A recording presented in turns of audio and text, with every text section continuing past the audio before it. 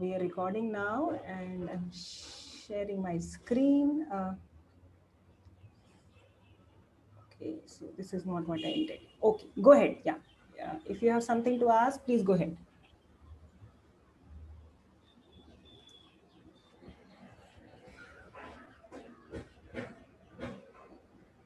Hello, ma'am. Yes, go ahead. Go ahead.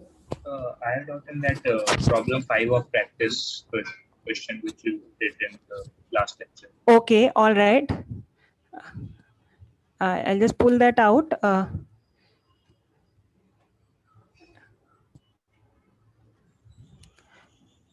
All right.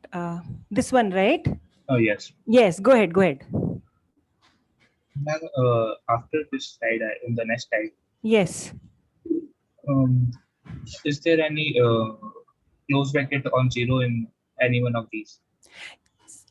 Over here, no. So ideally, you should, so y, so over here it is written that y on the interval -1 to 1 must be of the form without specifying what happens at y equal to 0, right? Okay. Correct. Correct. So, ideally you should either put closed, you can put at, so closed here, or maybe closed at one places, closed at x belong to close 0 open 1, or wherever you want, you close belong to -1 0 close, wherever you want, either ways. In fact, both places also is fine. Okay. Yes. Uh, and in that last, when we form the basis, Yes. how we find that the third element should be x squared mod x? See, given the choices we have, right? So we have ax square plus bx cube is so this is this should be what y must take the form ax square plus bx cube on the interval -1 to 0, and y must take the form ax square plus dx cube on the interval 0 to 1. Correct? Yes, there is no choice Yes. about it, right? Yes. Now, and so then what are the choices that you have? What are the options available? So it has to be some linear combination of x square and x cube, right? So Right. then what can it look like? So the suggestion was to look at x, absolute value of x, which will not work, right? Because you want the solution to be twice differentiable, correct? Right. Right. Right? So then, another choice is the following: x square absolute value of x. Right? Right. Yes, yes, Yes. yes, yes. Okay. Somebody wants to Okay. say something. Other people also wants to contribute to this problem Ma'am, and share their so thoughts. Yeah, go ahead, go ahead, go ahead. Yeah. so there was a similar problem yesterday in the mock quiz, Okay. but instead of this, the differential equation was a little different, and for that equation, we didn't know how to get the solution. Like in here, we knew it was a Cauchy-Euler form, or even by guessing, we could figure out, but in that we couldn't. So then, how are we supposed to go about it? So actually, I would apologize. I have not looked at the question of the mock quiz. I Can you please remind me? Then we can let try. let me just find it. Yeah.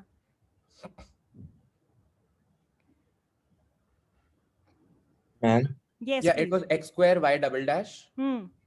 minus 2x square y dash.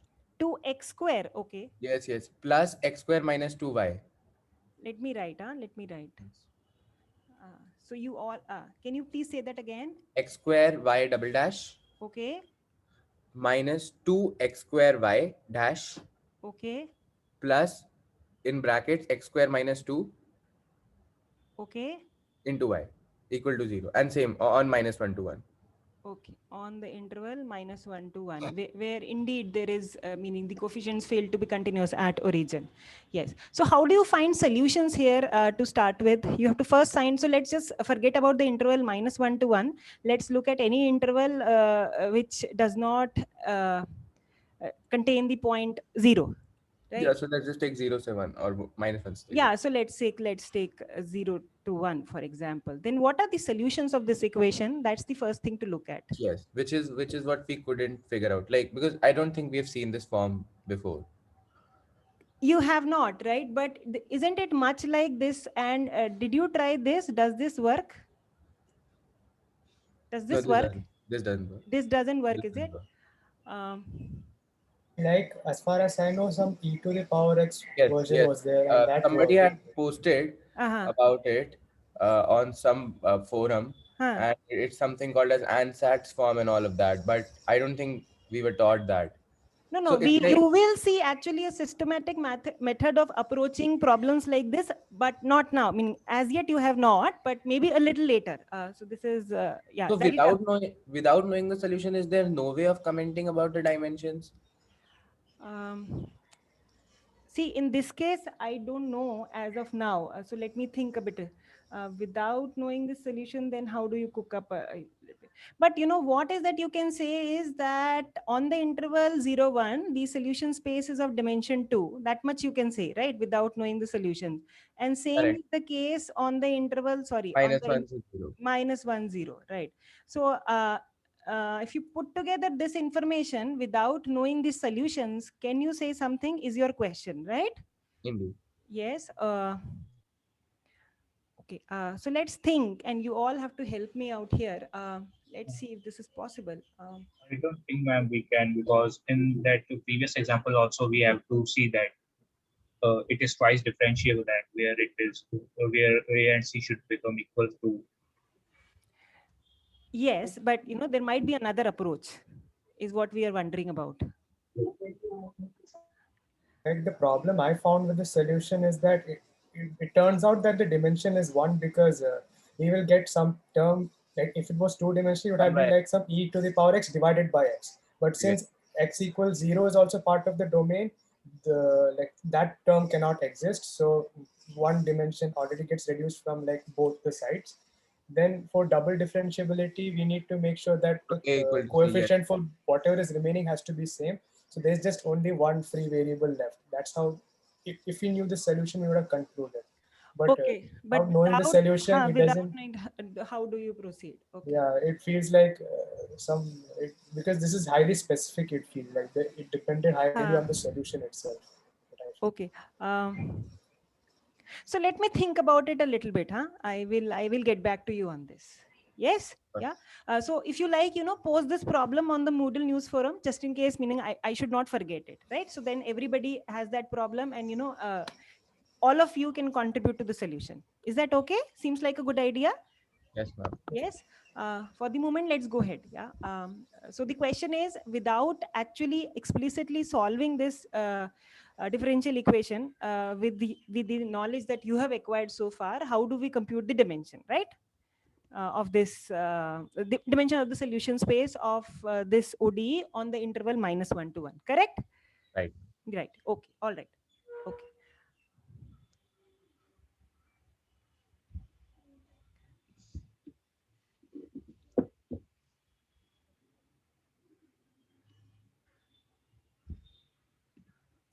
Ma'am, also like a very general question. Hmm.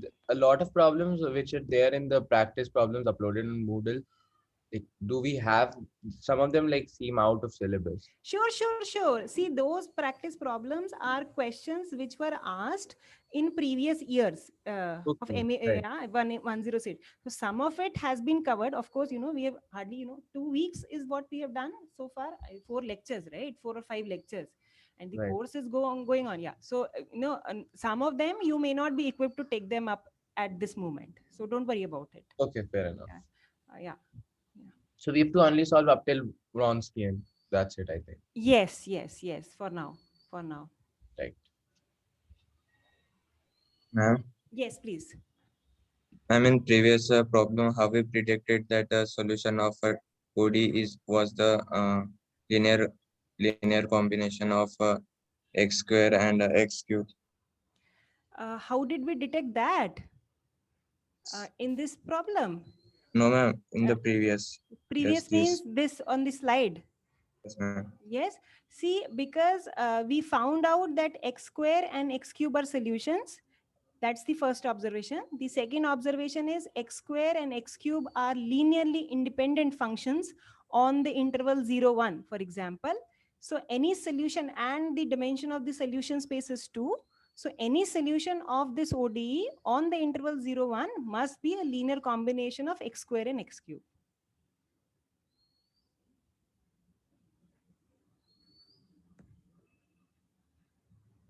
Is that correct? Does that answer your question? Yes, ma'am. Yeah, is that okay? Meaning if there is a sticky point, there's something that you don't understand, please ask again. Don't hesitate.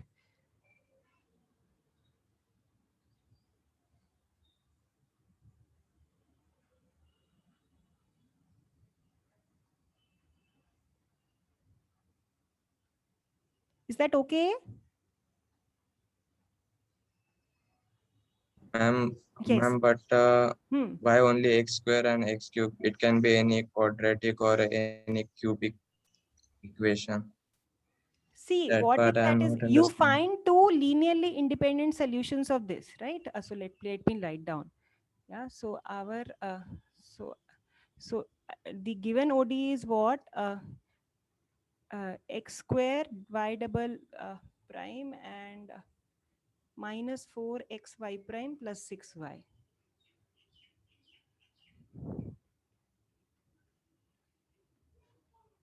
Right.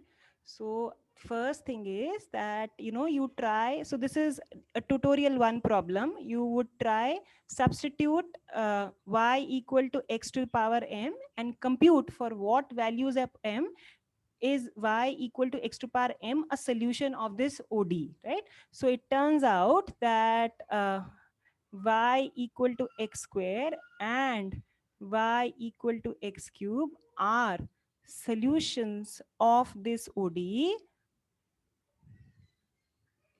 on the interval 0 to 1. Yeah, is that okay? Yes, ma'am. Yes. The next thing to notice is that these two functions, x square and x cube, form a linearly independent set. These are linearly independent on the interval 0, 1.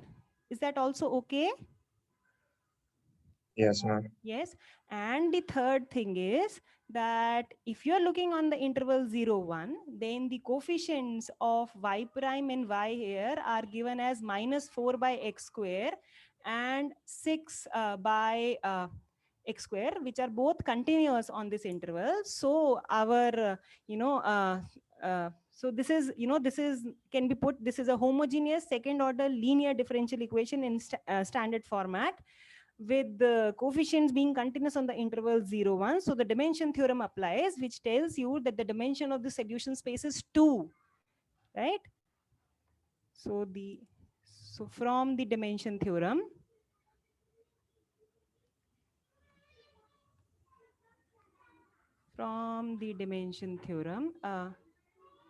the dimension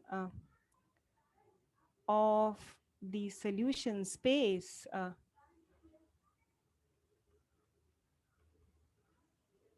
of the above ODE is 2, the same as the order of this ordinary differential equation. Yeah, let me just add a few pages here. Right? So which means that, so this ODE is 2 in this is 2, right? And we have found two linearly independent solutions, right? So this must be a basis of the solution space, which means that any other solution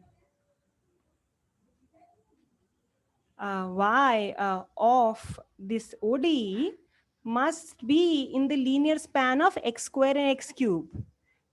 So that means that there must be some constant C1 and C2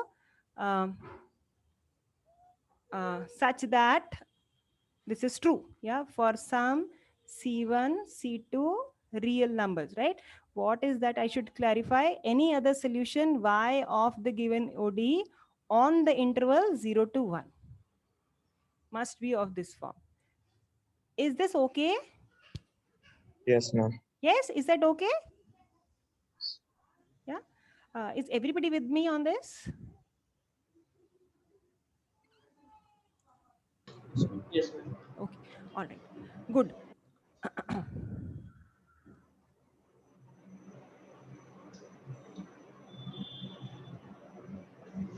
Yeah, I have a little doubt in this Yes, question. yes, please go ahead. Af- After all, You take a natural basis of solution space on -1 to 1 Yes. is given by x square x cube and Yeah. x square into mod x. So why you take x square into mod x? Yeah. So that's what I am saying. I'm trying to tell you is here, right? So where is it?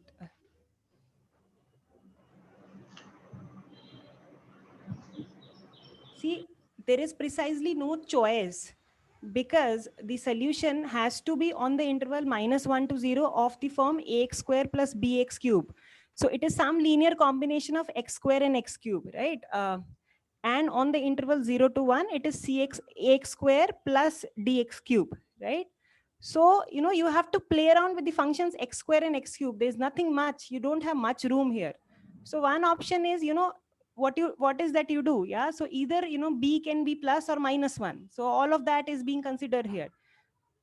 That's all. Only you can vary the values of the scalars b and d and nothing much. So that's what exactly is being done by using x square absolute value of x. On the other hand, if you play around with the values of the scalars a and c, if you choose, for example, the other option is you have x absolute value of x, that would not work because that function is not twice differentiable. So this is precisely the only choice that we have. Are you still not convinced? Yes, I understood. Yeah, is that okay? Yes. Yeah. Yes. So it is just playing around the x square and x cube. Yes, meaning it is just dictated upon to us, depending, by the sort of, having found two linearly independent solutions on the interval -1 to 0 and 0 to 1, and the dimension theorem, which tells us that since they are linearly independent, then any other solution must be in the linear span of these two. So there's little choice that we have, correct? Meaning that's Yes, how we worked out this solution. Maybe there is an alternate way of thinking about it, which perhaps one of you can enlighten me. yes, okay. Yes. Thanks. Yes. Ma'am, can Yes. we use x square mod x plus x square instead of x square mod x? Say that again. Can we use what? X square X square mod x plus x square. plus x square. Okay. So is this a solution? That's the first thing. And if this is linearly independent with x square and x cube, then this will also work. See, the choice of basis is not unique, right? We know this. Two things to be checked here. Yes. One, whether this is indeed a solution. That's the first thing. And the second thing would be that, the answer to their question would be following. Check that this satisfies the ODE wherever we are talking about it, right? On the interval -1 to 1, right? And two, that x square, x cube, and x square absolute value of x plus x square, this set is linearly independent.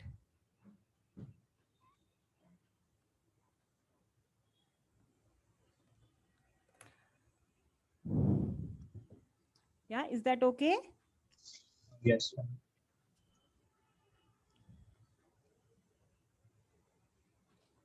Yeah. Okay. Hello, ma'am. Yes, please go ahead. So, ma'am, I have a doubt about the integrating factor. Yes, tell me. There is some case like ny minus mx by n. So it is particular one variable, means is in x or y.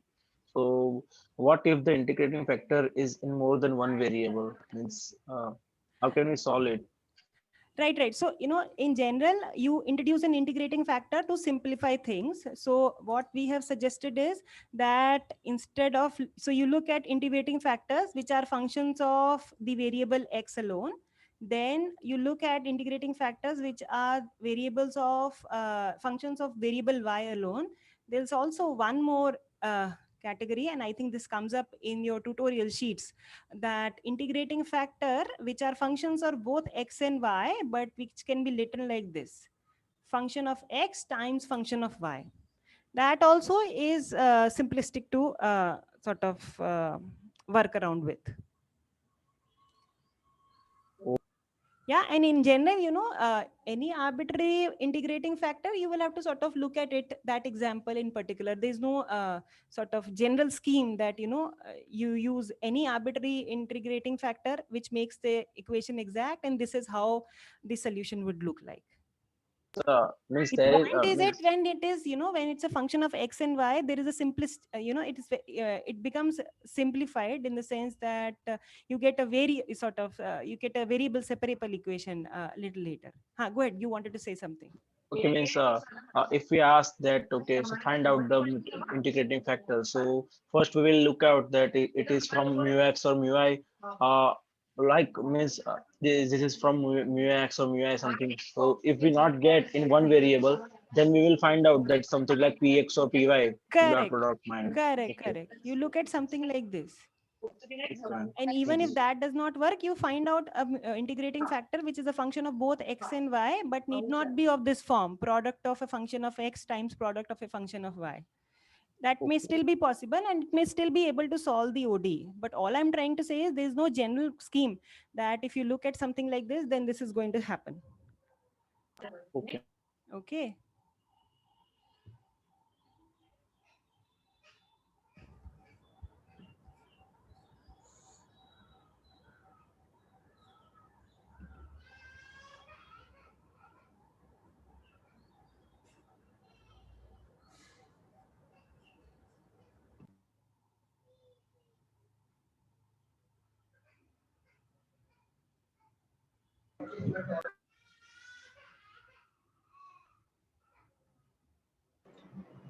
Hello. Yes. Yes. Go ahead. Can you explain one more time the theory, Wronskian and linear independent theory? One more time. Can you say what meaning? I can't understand your question. Can you please say that again? I sort of missed what you said. Your voice was broken. Wronskian and linear independent theory. Can you explain one more time? Wronskian and linearly independent theory. Okay. Yeah. Wait a minute. Um, so this was in the last lecture, no? Yeah. Yes, ma'am. Okay. In So last lecture. Wronskian, the definition you understand, right? Right. This is the definition of Wronskian. Provided f and g are two differentiable functions, you can evaluate the Wronskian at any point in the domain of f and g. Right. Now, what can be said is that if f and g are linearly dependent and differentiable on an interval I, then the Wronskian of f and g is identically zero on that interval. Is that okay? Yes. Yes. Okay. But the converse statement is not true in general, as the following examples show. Here is an example of a function of functions f and g which are linearly independent on the real line. However, the Wronskian vanishes identically. Yes. Yes. Yes. So we proved an Abel's formula, and as a consequence of that, what is that we have? You have a second order linear homogeneous differential equation in standard format under the assumptions that P and Q, the coefficients of y prime and y, are both continuous on an interval I and R.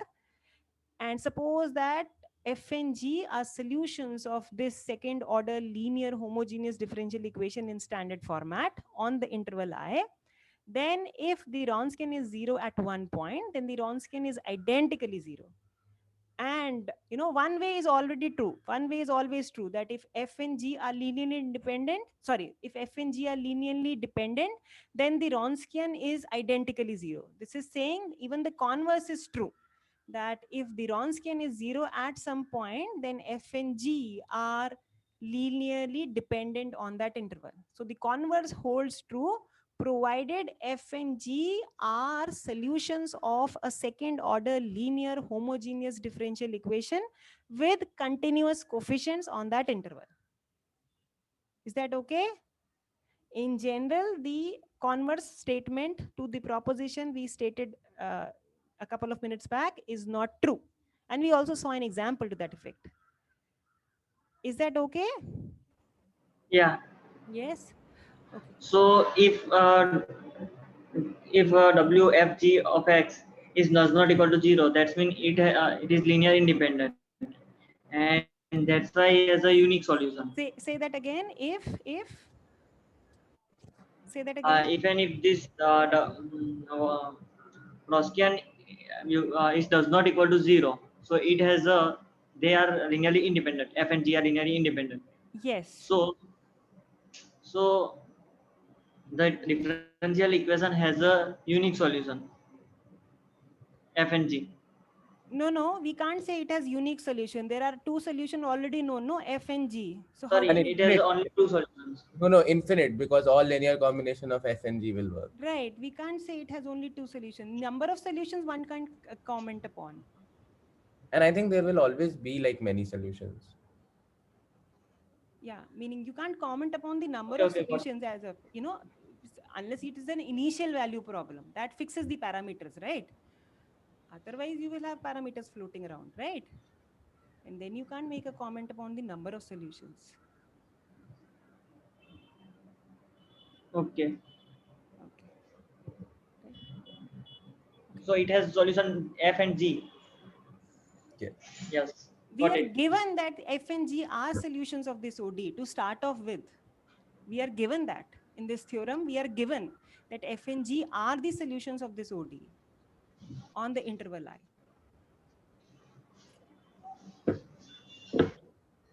Also, the converse doesn't work, right? Sorry, We also had seen the converse of this statement, yes. that something like Wronskian is 0, but even then they might be linearly independent, something like that. I See, think if- that is for not, which are not solutions. right. So if Wronskian is 0 and even then F and G are linearly independent, Hmm. all it Uh, says in the context of this theorem is that F and G cannot be solutions of a second order linear homogeneous differential equation with with continuous coefficients. Right. Got it. That's all we can interpret. Correct. Yes. Yes. Okay. So that is sort of a consequence of this theorem. Ma'am, in this, even if that initial value is given, then the uniqueness will not be, and we can't say that it is unique because F and G are already the solutions. No, but then C1 and C2 will get fixed, na? So if Because F and G, see if this is if we have initial data, then you can't find two linearly independent solutions. It'll have a unique solution. Okay. Only one and only one solution, that's what it says. That's what the theorem says, right? Then this question of, meaning there's nothing there to sort of think about. You have only one solution there.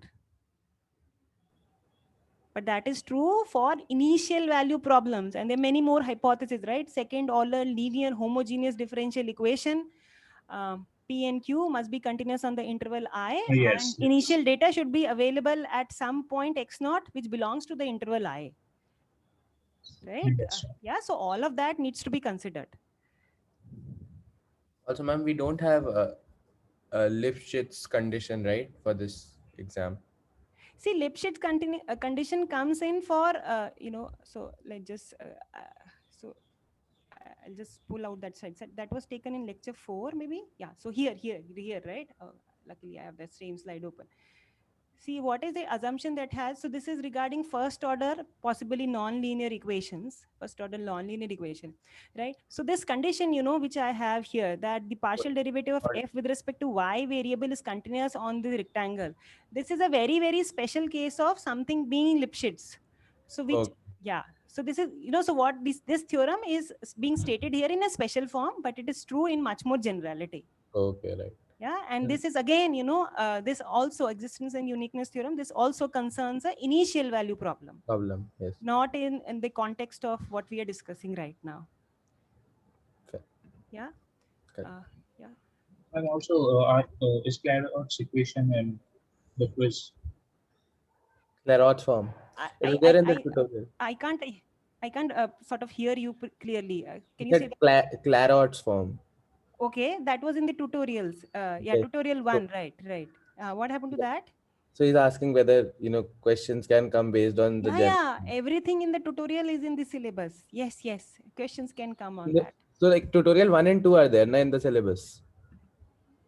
See, I have not looked at tutorial 2 problems very carefully, meaning if there's something that has not been, meaning the topic has not been covered as yet in the class, then it's not. I have not Mm, looked at the tutorial problems till the very end. So I Very think it's only till 14th because 15th and 16th are not in syllabus, like not taught yet. not okay. I have not looked at it, so I will not comment on that. Correct. I have Okay. not looked at, meaning the entire tutorial 2 set 2 problems.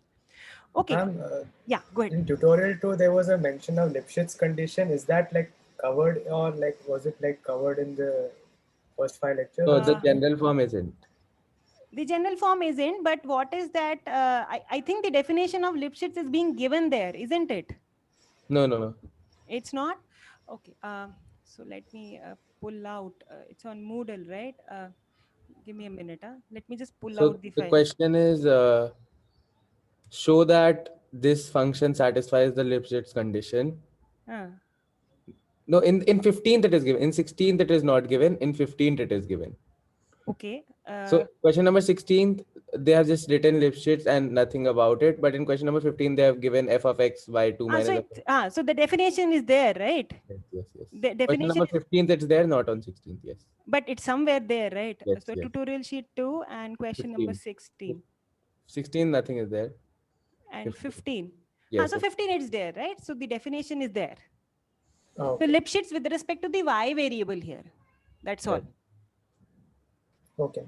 And if that is the case, you see, if you look up, so can you see my screen, right? You can Yes. see question number 15 at your end, right? Yes, sir. Yes. So if you look at this here, right, the way this Lipschitz condition is set in, if f is Lipschitz in the y variable as stated in question number 15, then it will follow that the partial derivative of f with respect to y variable is continuous. Right. Right. So meaning all that is being taught in class is a very special case, but the tutorial problems, to the best of my knowledge, are self-contained. And now when you ask this question, so I think everything that is in Yes. tutorial 2 is Now, yes. very much covered, and you Thank can you. sort of attempt all those problems. Okay. So coming back to this question of the first question that you were asked, isn't it possible that you use the you factorize this equation into first order equation? Will that work? Let's just try this. I'm just thinking aloud. I don't know whether it will work or not, but let's just think. So I'll just write it again here. So x square y double prime minus 4xy prime plus 6y. No, not this one. This one is. Oh, this one is the question. Minus 2x Okay. square y prime Minus 2x square y prime plus x square minus 2 into y. y equal to 0. Yeah. So if So I number one also again, like sorry to interrupt, but like so by finding the solution and then doing the dimensional analysis that we did yesterday, that is the only method, at least for now, with which we can find the dimensions. so that's the only method that is coming to me. So that's the only method I can think of Right. at the moment, right? So let me think about it a little bit more, but let's try to find the solutions with with the information that we have collected so far. Let's do that. Yeah. So all I was suggesting is that let's write let's write this in operator notation. Let's write this as the operator d. So sorry, I meant not this, but d by dx as the operator d. Yes. Yes. So this will be x square d square minus 2x square d plus x square minus 2 acting on y equal to 0. Is that correct? Yes. So is it possible to factorize this? X square d square minus Yes. So then you will get first order equation, no? So how do we, what is what? Wait. X square. Just a second. Ah.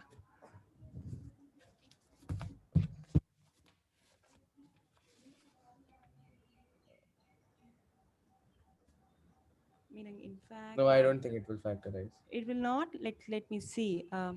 So let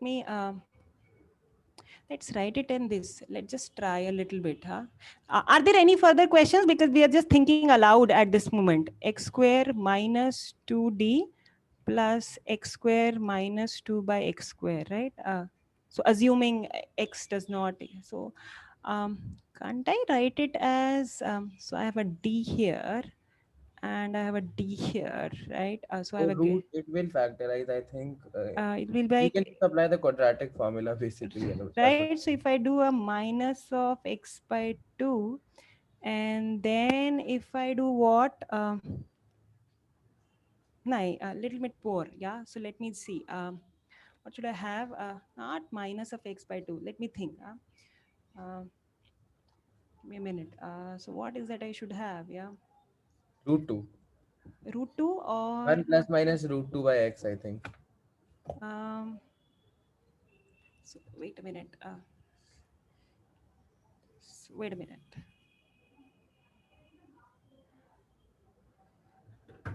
How about this? So d minus of 1 minus 2 by x, d minus of, is that Root 2. correct? I think, yeah, I think. Is that correct? Do you have a root 2 here? Let me check. D square minus, is that correct? I think it's, there It will, should be root. it should be root. So I should have a square root of 2 here, is what you're trying to say? Yes, ma'am. Yes. I put it in the quadratic formula, so that's how it. Yeah, is that okay? Now we are fine. And now we can solve these first order differential equations, right? So we should be able to find the solutions. Okay. Yeah, is that okay? Yes, ma'am. Yeah, so I'm glad this is sorted. Yeah. Yeah. Yeah. So now we can do it, right? With whatever you have learned so far in this case. Oh, glad that you brought this up. Okay, great. So then we'll get the solution and then we can comment about the Right. You can comment about the solution. Now, another question is, without explicitly calculating the solution, is there a way out? I will think. Yeah, I don't know as of now. I'll think a little bit and get back to you. And 2 we can always say, right? If on a like on the nice intervals, then we can always say that it is going to be 2. If the It is intervals going to be, yeah. So, there is a lot of it that goes into it. You should be careful. You have a second order linear homogeneous differential equation with the continuous. standard format, and the coefficients are continuous. Yeah. So all that has to be taken care of. And in that, the theorem holds fine. Yeah. So all the assumptions need to be, hypothesis of the theorem needs to be checked carefully. Correct. Yeah. Okay.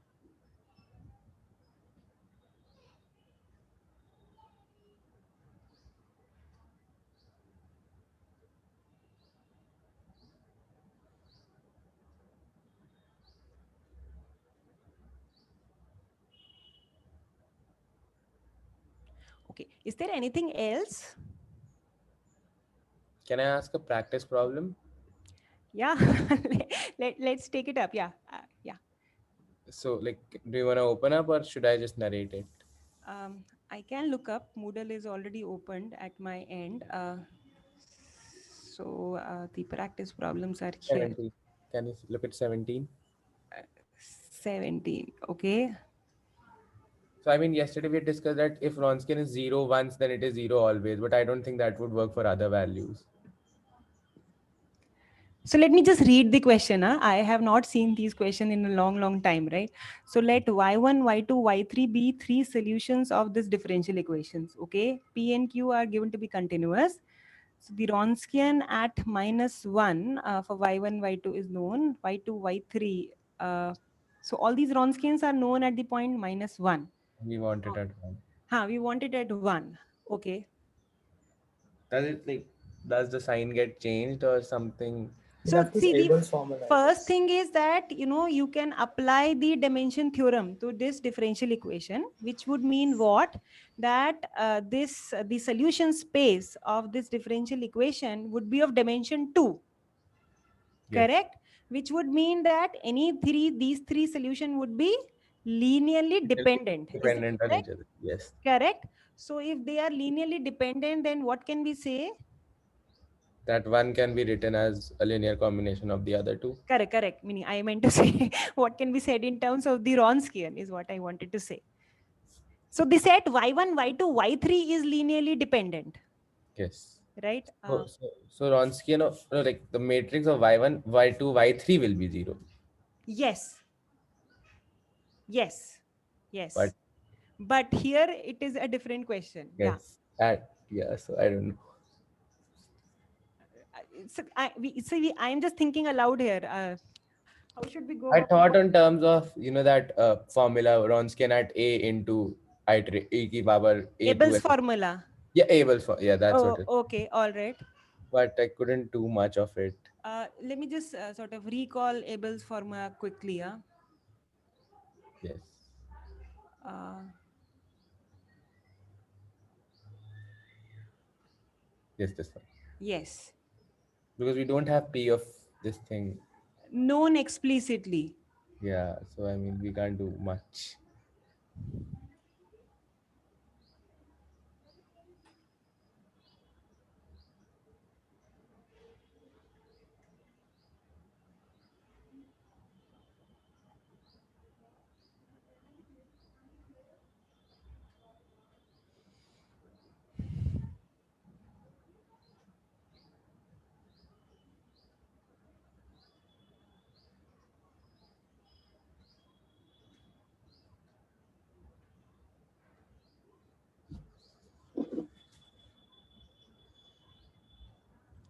Okay. So you're saying that you're given information at -1.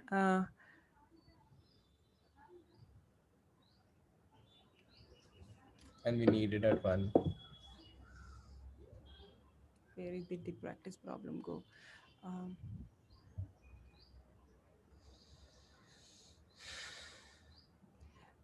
where was it? Here it is.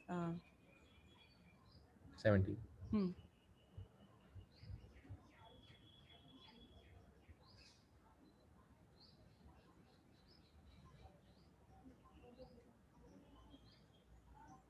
So basically, I was thinking on the terms that Wronskian is ultimately like a determinant. So I just wrote it Yes. the determinant form and Okay. tried doing like adding or subtracting because y2 and y3. So y2 gets constant and you can add y1 and y3 and all of that Hmm. to make something 0, but I couldn't. Okay. So Yeah. let me try a little bit. Sure. At the moment, I don't know. Yeah, it's very difficult to immediately come up with something. No, let me sort of think about it a little bit. Yeah. If something comes to my mind by 12:30, I will surely sort of relay that.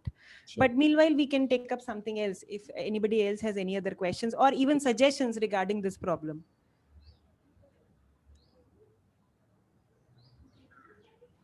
Right. We know that I think there is some, because we are given three solutions and Yeah. the Wronskian, like all of them are not, let's say, 0. So like that means y1, y2 are independent, y2, y3 are independent, and y3, y1 are independent. Okay. So if all of them were like sort of different, that would mean that they are three independent, but that can't be the case because it is second order. So I think Okay. that fact must be used, like maybe. Okay. Yeah, that is good information. They're not, they're like individually independent, but together Yeah. they're. Yeah, to there they are certainly. Yeah, so that's a good point. Yes, that is another information. Okay, and what else?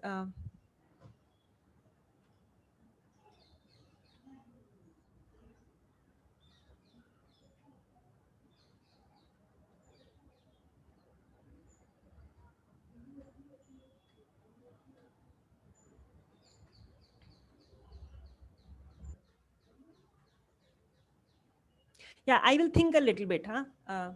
I can't. It doesn't come to me as of. It's not coming to me now. Meanwhile, are there any other questions? If there are none, then we can focus on this problem.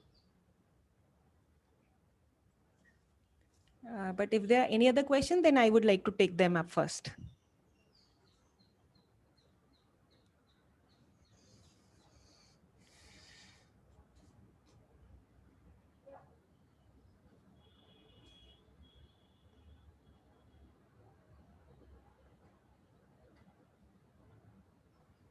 Ma'am, in the last problem just we discussed, Okay. This one. Yes. Yes, yes, yes. Ma'am, after finding solution, Right. how we have to proceed further? So the after once you find the solution, then you sort of do the analysis similar to what we did for this problem in class. Lecture 5 it was. So this is lecture 5 only. Sorry. Where is it? Then you do this analysis. You know, you write down what what does the solution look like on the interval -1 to 0. You look like what the solutions look like on the interval 0 1 and analyze. That's the way to go. Okay. Yes. So much like this, similar. Yes. Yes.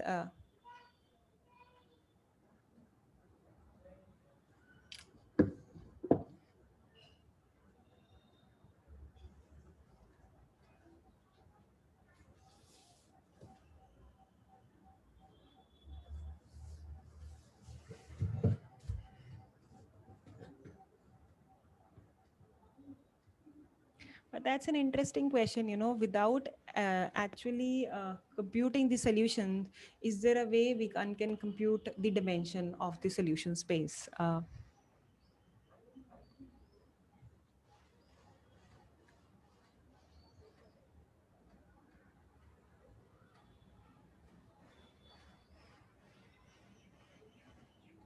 Is there a way we can predict whether the solution is going to be an odd function or an even function? Not that I am aware of. Maybe there is something. Because then I think we can approach it in some way. I don't know. I'm also I thinking. don't know. Yeah, I don't know.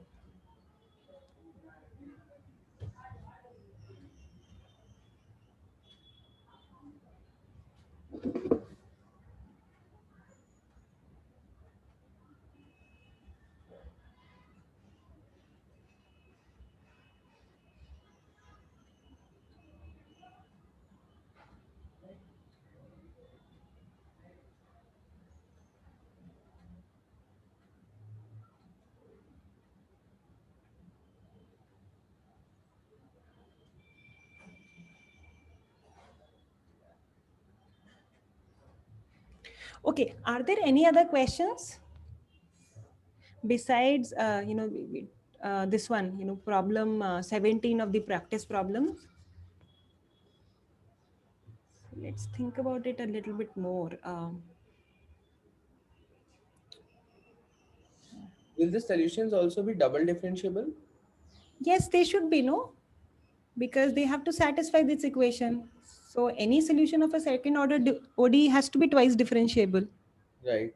And is there a Wronskian defined for 3 degree? Like 3 by 3 Wronskian? Like y1, y2, y3, dy1, dy2, dy3, d2, y1, d2, y2, d2, y3? I think there must be something like that, but I don't know whether it's called Wronskian or not. But they Right. might be, yeah, yeah.